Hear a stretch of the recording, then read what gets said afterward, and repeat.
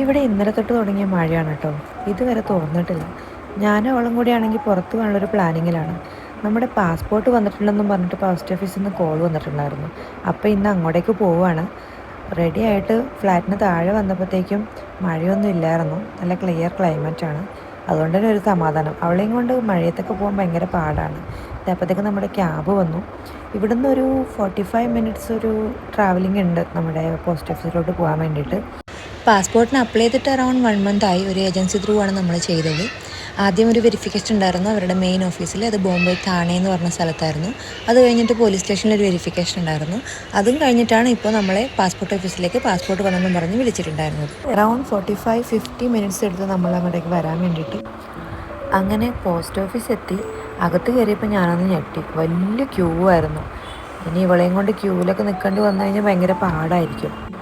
പക്ഷെ അതൊന്നും വേണ്ടി വന്നില്ല. നമ്മളോട് ഡയറക്റ്റ് അകത്തോട്ട് കയറാൻ പറഞ്ഞു. ആ ക്യൂ വേറെന്തിനോ വേണ്ടിയിട്ടുള്ളൊരു ക്യൂ ആയിരുന്നു.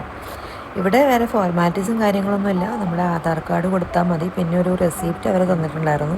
അതും കൂടെ കാണിച്ചു കഴിഞ്ഞാൽ പാസ്പോർട്ട് തന്നു. എൻ്റേത് റിന്യൂവലായിരുന്നു. അവളുടേത് ന്യൂ പാസ്പോർട്ടാണ്. അങ്ങനെ ഒരു 5-10 മിനിറ്റ്സ് അത്രേ ഉണ്ടായിരുന്നുള്ളൂ. അപ്പോഴത്തേക്കും എല്ലാം കഴിഞ്ഞു.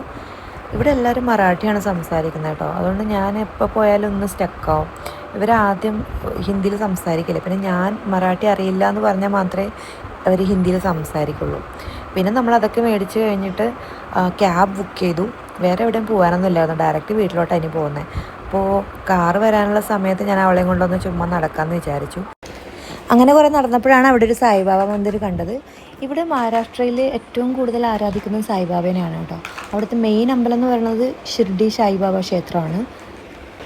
ഇവിടെ ഇപ്പോൾ എന്തോ റെനോവേഷൻ നടക്കുകയാണെന്ന് തോന്നുന്നുണ്ട്. അതുകൊണ്ട് ആ വലിയ അമ്പലത്തിൻ്റെ തൊട്ടിപ്പുറത്തായിട്ട് ഒരു കുഞ്ഞ് അമ്പലം പണിഞ്ഞിട്ടുണ്ട്.